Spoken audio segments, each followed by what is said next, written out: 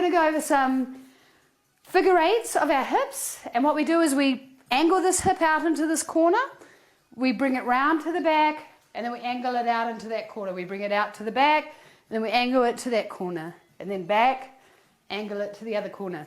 So then we get a nice figure eight. I'll just go over that again.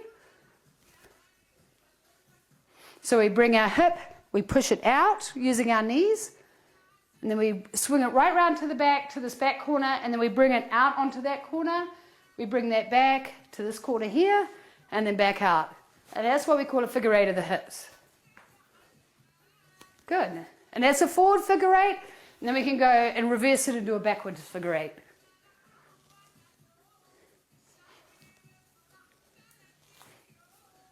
Great.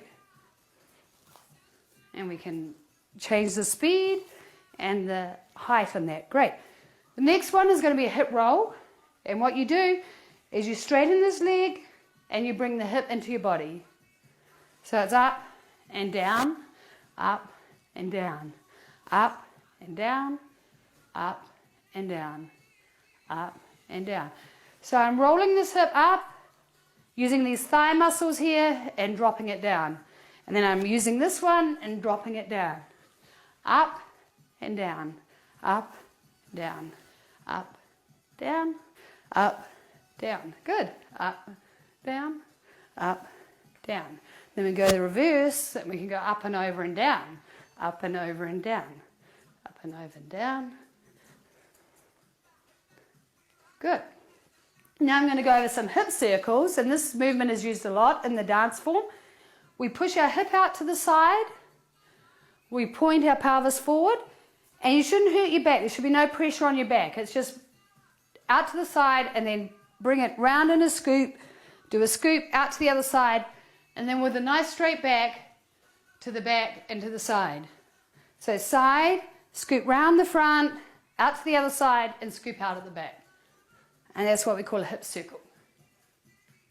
Good. And we can reverse it. We go out to this side, scoop round the front, out to the other side, scoop round the back, and there. And this should put no pressure on your back. Should feel nice and relaxing. Good. And that's what we call a big hip circle. And we can do little ones. If we're going to do little ones, we need to put our feet together because it looks kind of rude if we do little ones. So we put our feet together and we just bring it the same movement but underneath our body. Good. And then we can do the same movement up on one leg. And then we can turn onto the other side, do it on the other side. And we can change the level. Great. And then the other hip movement we're going to do is up and over, up and over. We can do up and over, up and over, up and over, up and over. Good. And then one more is a hip hit.